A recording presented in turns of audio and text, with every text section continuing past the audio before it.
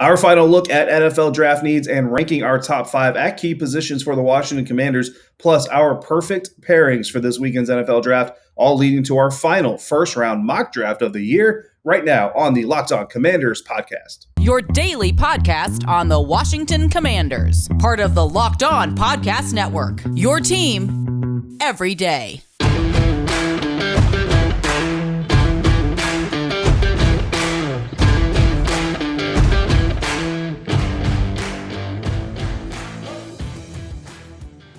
Welcome in, Commanders fans, to the Locked On Commanders podcast, part of the Locked On Podcast Network, your team every day. We are your daily podcast covering the Washington Commanders, free and available on all platforms, including YouTube. And we thank you for making us your first listen every single day. I am David Harrison, covering your Washington Commanders for Sports Illustrated's Fan Nation, and my co-host Chris Russell, the Rooster, one half of the Russell and Medhurst show on the Team 980. Find Chris and Pete there Monday through Friday from 3 to 7 p.m. Eastern Time, or anytime along with this show on the Audacy app. When we're not there or here, we're on Twitter at DHarrison82, at WrestleMania621, and at LO Commanders. Thanks again for making us your first listen or view of the day. Our final look today at the 2022 NFL Draft for the Washington Commanders. And we're going to start off with our top 3 team needs for the team entering the weekend. Chris, I'll get started. My number 3 need for the Washington Commanders is going to be the defensive backs group. Now, let me clarify some things for our audience out there. I'm not saying that this is going to be the third position they pick. What I'm saying is these 3 positions, these are the ones that the Washington Commanders have to absolutely address this weekend as far as we evaluate the roster. It doesn't necessarily mean our number 1 need is going to be the first-round pick. Number 2 need is second-round pick, et cetera, et cetera. Just that, for me, the third most important position group, defensive back, whether that's a safety or a corner, hopefully someone who's versatile enough to do both if they need him to, that is my number 3 need for this team entering the weekend.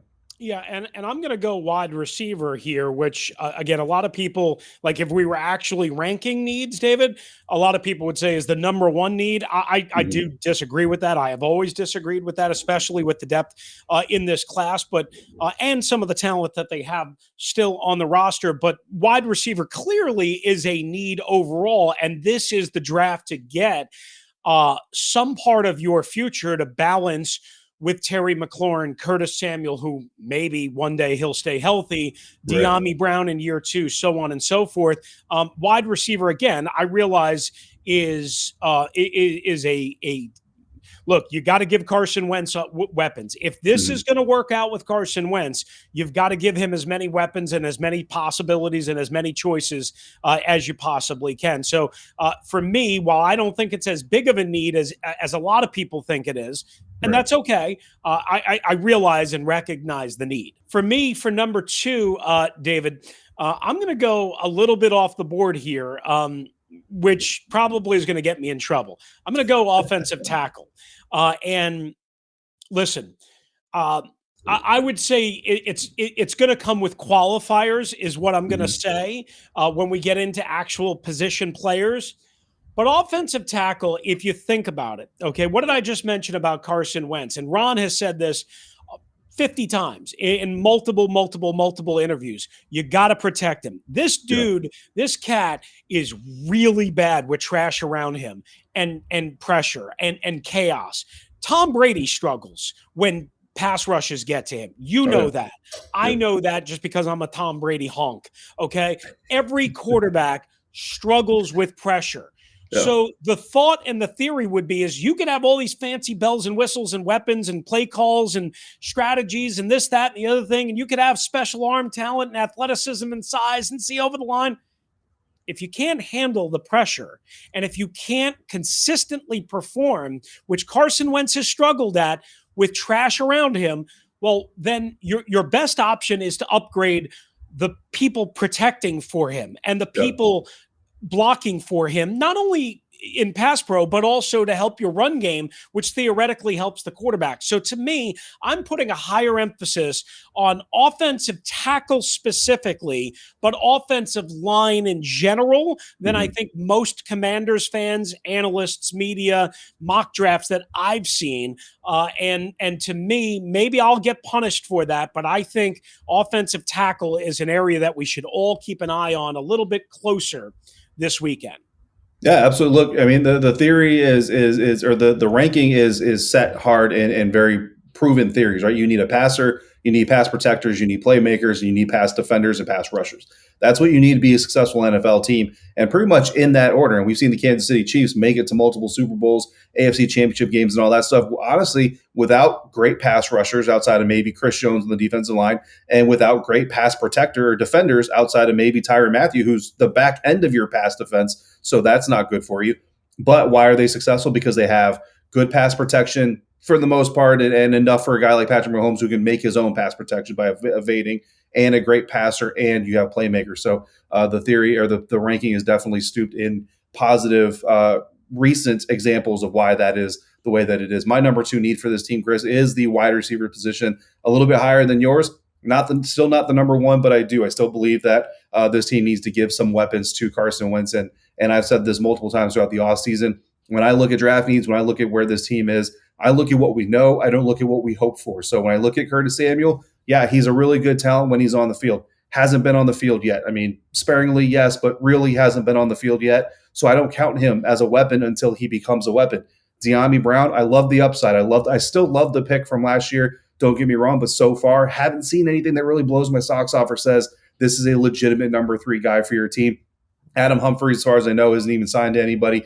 DeAndre Carter is gone. Yeah, Sims is back, but I mean, we've kind of seen that song and dance. I don't think he's going to elevate above anything that he already is as of right now. So you need to add another wide receiver to help Carson Wentz have a chance of having some success with this team. And then my number 1 need, it's been the number 1 need since we hit the offseason. It hasn't changed since then through free agency, losing players, gaining players, trading for players. It's linebacker, and it's specifically off-ball linebacker, whatever you want to call it. Every linebacker in a 4-3 is essentially off the line of scrimmage, so it's just linebacker. Cole Holcomb needs some help. Jamin Davis needs to take a step forward in year 2, but even if Jamin Davis takes a step forward, how big is that step going to be? He's not going to become Micah Parsons in year 2 after the year 1 that he had. Cole Holcomb can't do it by himself. This team needs to find a linebacker in this NFL draft.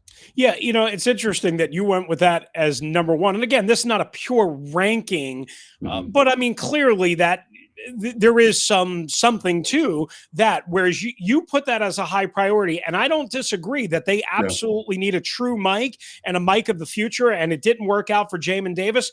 I guess I backed off of it because I think with the investment that they made in Jamin Davis last year, with Cole Holcomb being able to play Mike if they want him to and need him to, and he wants to, and you still have a guy like David Mayo, you could bring back a guy like Bostic, what have you, and I know that's not popular with fans, but I looked at it as I don't think they're going to go early in this draft 2 years in a row heavy at linebacker, even though, again, Rivera, former linebacker, Jack Del Rio, like the signs are there. The need is there. I just don't think they go there early and as a priority 2 years in a row. I could be wrong. Be wrong. So that's why I didn't put linebacker in mind, David, but I put number 1, cornerback, and more specifically, I guess, defensive back. And here's my thought and theory. Cornerback, more of a priority, in my opinion, than safety. But I'll say the whole defensive backfield, it's a passing league. It's a heavy passing league. This team stunk against the pass. Now, against elite passers, but think about it. How bad would their numbers have been if Aaron Rodgers and Tom Brady lit them up like Christmas trees? And they didn't. They didn't. It was average sort of guys, right? Or very pedestrian guys, but not the elite. They stunk on the back end in every possible way. Some of that was because Chase Young and Montez Sweat were injured, not factors, whatever, all of that. Some of that was the line, no doubt. This is a cornerback league as much as it is an edge pass rusher league, as much as it is a stop the run league, all that nonsense. To me, this is a cornerback league. Either you got them or you don't have them. And if you don't have them, you are going to get absolutely exposed in today's NFL. So to me, number 1 is cornerback, but I'll allow defensive back as a bigger, larger grouping. So that's, again, my theory. And then I'll just go ahead with my honorable mention, right? Because we're going to do that. And this is where I jump in with the whole Mike linebacker thing. Again, I wouldn't say like, Well, we don't want to talk about specific scenarios, but if just so happens, if you trade back and you find yourself like at 17 or 18 and a Yeah, certain kid from Utah is out there, you might want to yeah, go there. I mean, again, I can't say that won't happen, but right. I guess what I'm kind of thinking is we tried to do this last year and it didn't Mhm, work. Again, I think Jamin Davis is going to be better than most people think he is. mhm. But clearly that is going to be probably at the weak side linebacker spot. Again, to me, I allow that Mike linebacker is of course important, and of course I think they'll address it at some point. I just don't know if it's this overwhelming priority, maybe that some others have, and quite honestly that you're putting it as. And again, I know Yep. this is not a true ranking. Mhm. I just don't see them going that way, and maybe I'm wrong, but I'll allow it for honorable mention because I'll Yeah. probably be wrong. Well, listen, and again, and that's, linebacker is my number one priority for this team to fill just because I view it as the weakest part of the roster as it stands right now. It does not mean I think they'll go there in the first round, even the second round, even the third round. To be quite honest with you, I just think you need to find some talent to kind of infuse into that linebacker group at the best possible spot. Value is always a part. My honorable mention for this group, Chris, is the running back group, and same thing. I don't necessarily think that you have to go first round, second round, third round, wherever it is. It's just at some point in time, I would like to see this team add a running back that can push the pile a little bit more versus the running backs we already have, who kind of need that pile to be pushing already, and then they can help the pile push. I would like to see a pile pusher type of running back come in. Something else that we would like to see is, or something else that we're going to talk about, our position ranking. So we identified our positions of need. Now we're going to talk about what are some of the targets, some of the players and prospects that could be available on days 1, 2, and 3 to address these needs. Because obviously we would like to see the Commanders come away with players from all of these groups, just like my wife. Chris, you're probably in the same boat, would like to see something shiny for Mother's Day. And at BlueNile.com, you can celebrate all life special moments from creating the custom engagement ring of her dreams to gifting a classic and timeless jewelry piece, all at prices that you won't find at a traditional jewelry. With Mother's Day coming up, it's the perfect time to get to know Blue Nile. Whether she prefers a statement piece or everyday subtle elegance, BlueNile.com has fine jewelry options for every mom. Shop high quality classic diamond earrings, elegant tennis bracelets, or gemstone pendant necklaces. Looking for fine jewelry but having trouble choosing? Blue Nile has jewelry experts on hand 24/7, available via phone or chat to help you find a memorable gift at every budget. Mark Mother's Day with something enduring: classic diamond stud earrings, elegant tennis bracelets, birthstone pendants, and so much more at BlueNile.com, celebrating the special woman in your life.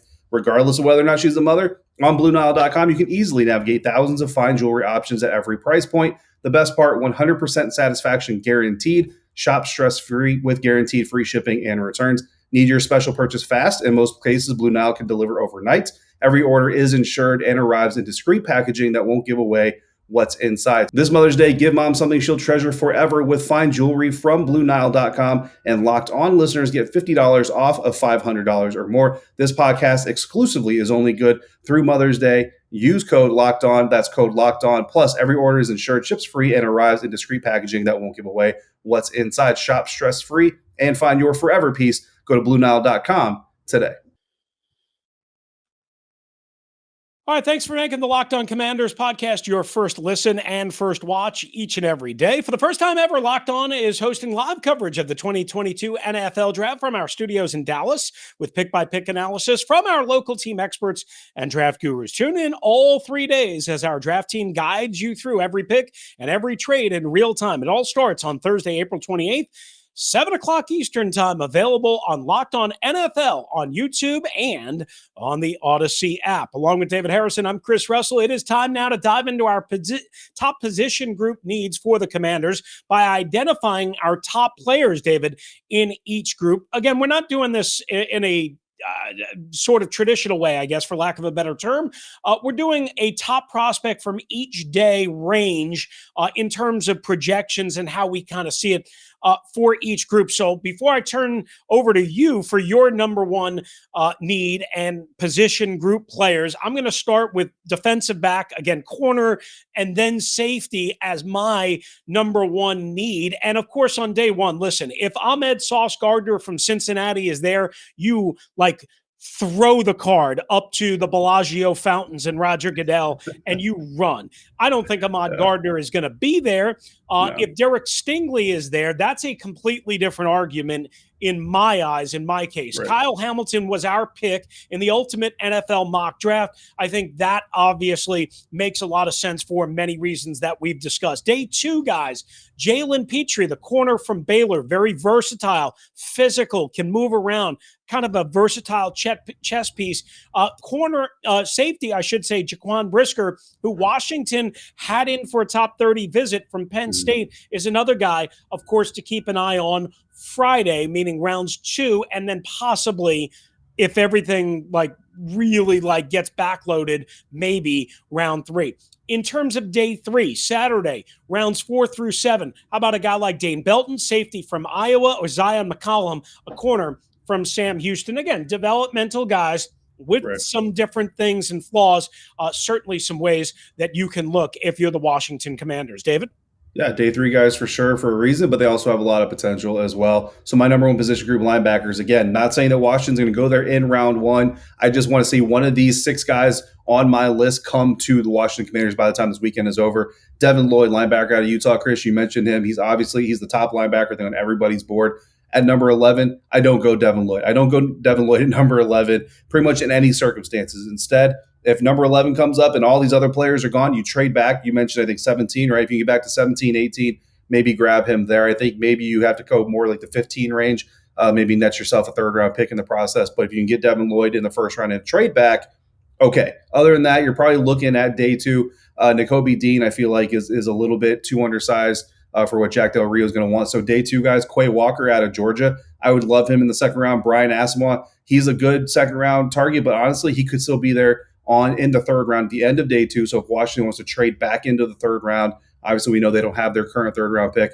Brian Asamoah is a guy they could potentially look at. And then Brandon Smith, a day 3 linebacker, Brandon Smith from Penn State, would still bring good talent to this linebacker group and improve the unit from what it is right now. And then JoJo Dunman out of Nebraska is another name to keep an eye on as the NFL draft goes into Saturday.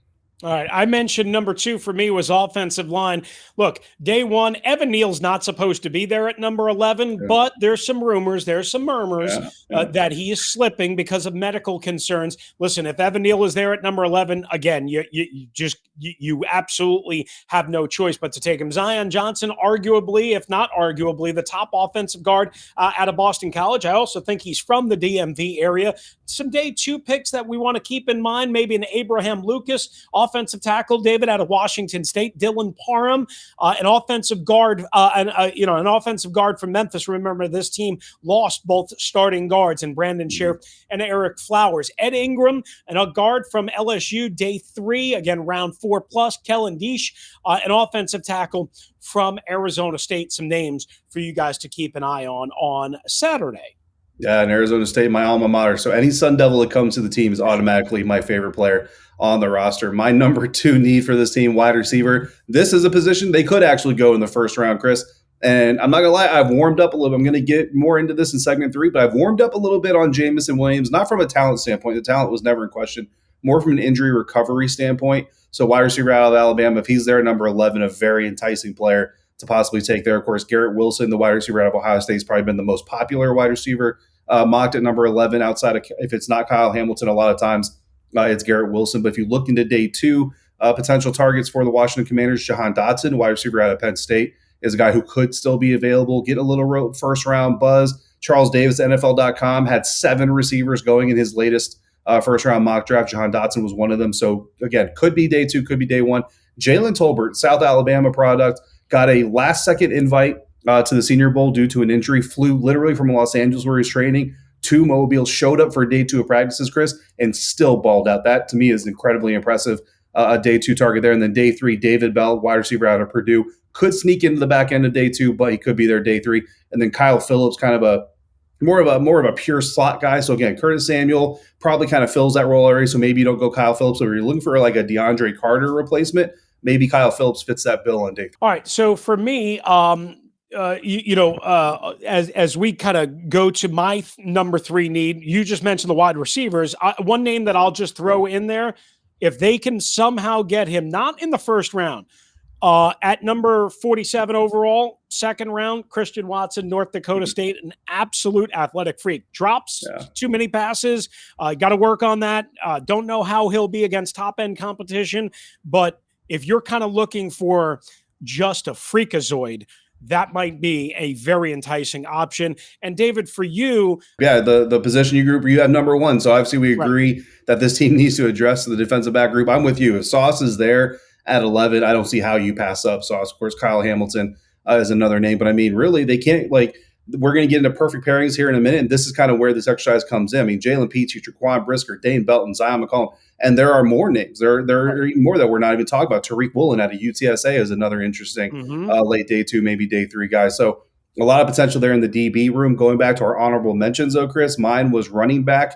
Dameon Pierce, day 2 running back, probably third round. You could get him there. Again, Washington would obviously have to either trade back and net a third round pick or trade up into the third round in order to have a third round pick. But if they do decide to go in there after a guy like Dameon Pierce, he's a 3-down back, probably the best blocking back in this draft as far as the running back group is. And I know a lot of people aren't really high on the running backs in this one, but Dameon Pierce is a guy that you pair him with Antonio Gibson, J.D. McKissick, Jared Patterson. I mean, you got 4 running backs there that, Chris, you could literally, whatever the game situation is you're in, you've got a running back that fits that situation. Pass pro is very underrated and very important. For my honorable mention, I'm going to go for that Mike linebacker, Chad Muma from Wyoming. I think he's a Ron Rivera, Jack Del Rio type, 6'3", 240 plus.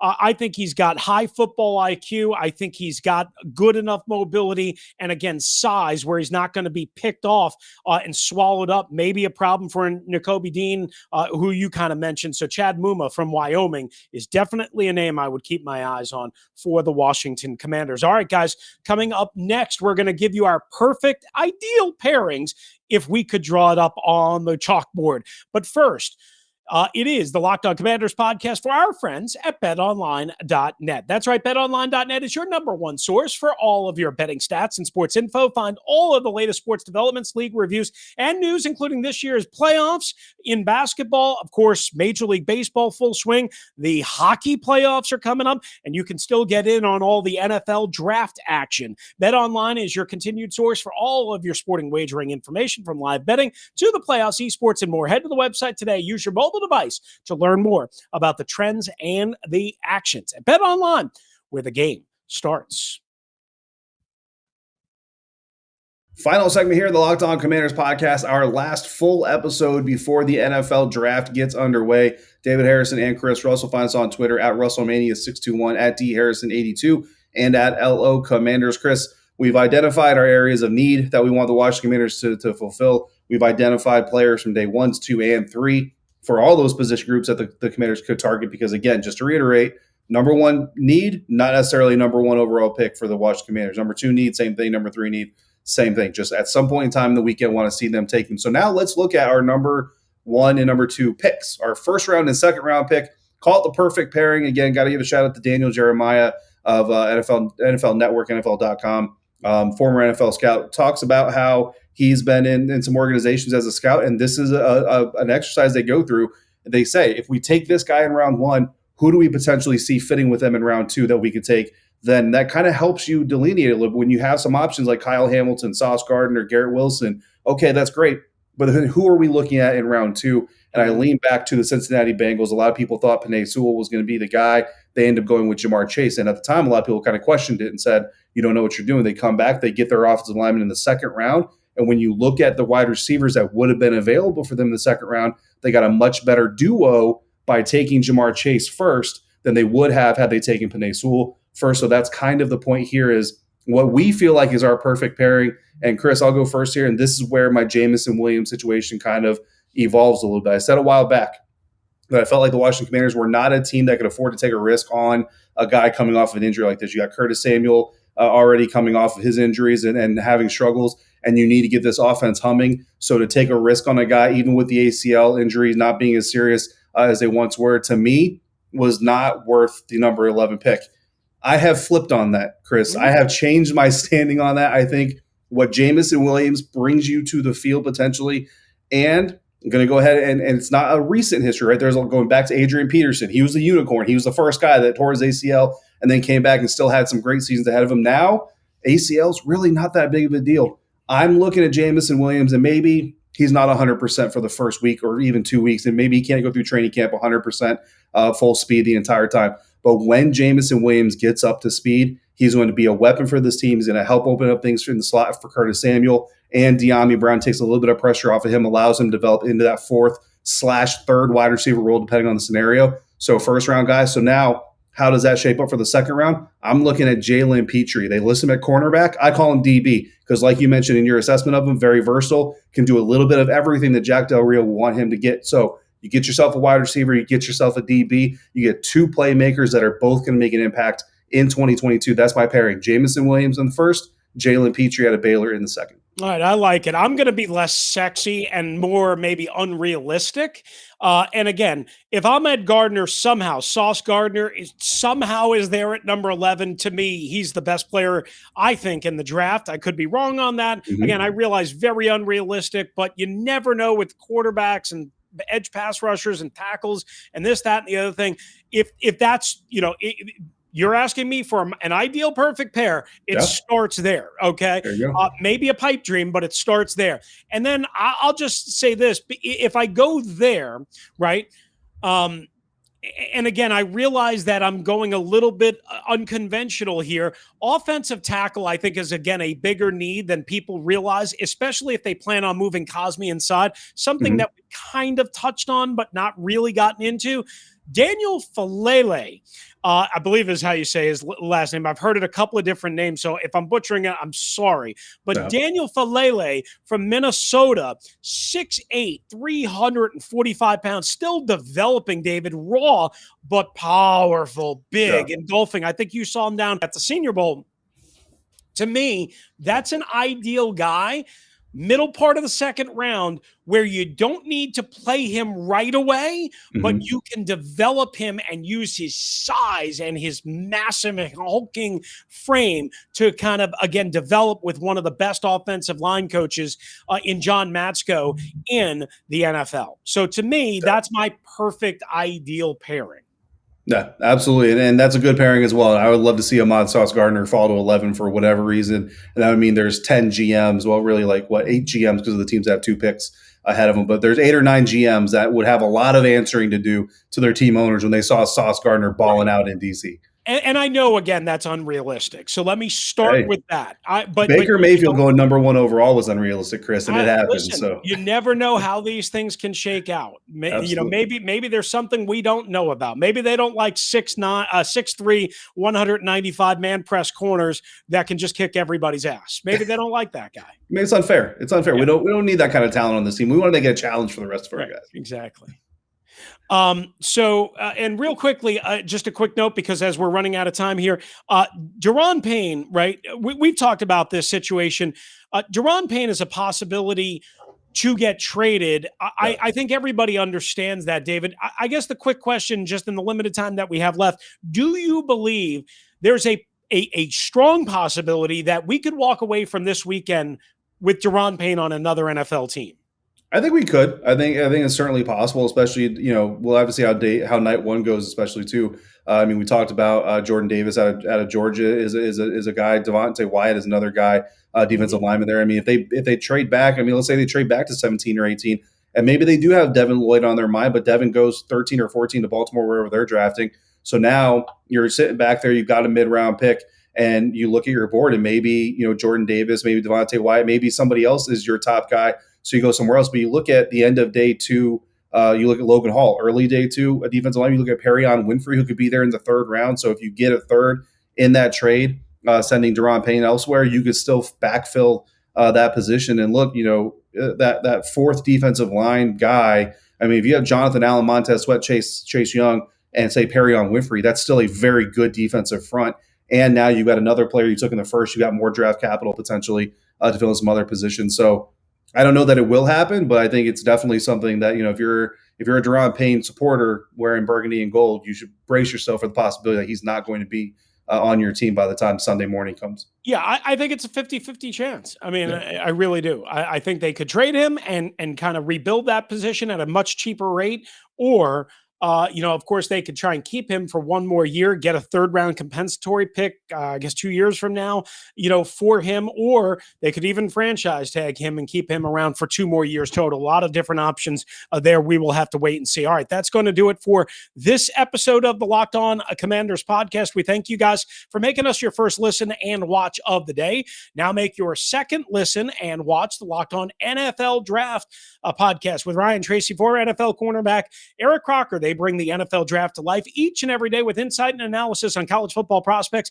and NFL front offices. It's free and available wherever you get your podcast. David and I will be back throughout the weekend, updating all of the draft picks and all of the movement and all of the big news and stories and developments. Just stay here on the Locked On Commanders podcast. If you want to hop in, lockedonwashingtoncommanders@gmail.com or on the voicemail 301-615-3577 for David Harrison, who's covering the Washington Commanders for SI.com's Fan Nation. I'm Chris Russell, one half of the Russell and Medhurst show on the Team 980 with Pete Medhurst. If you're out and about, please be safe, be kind to one another. And thank you for joining us right here on the Locked On Commanders podcast.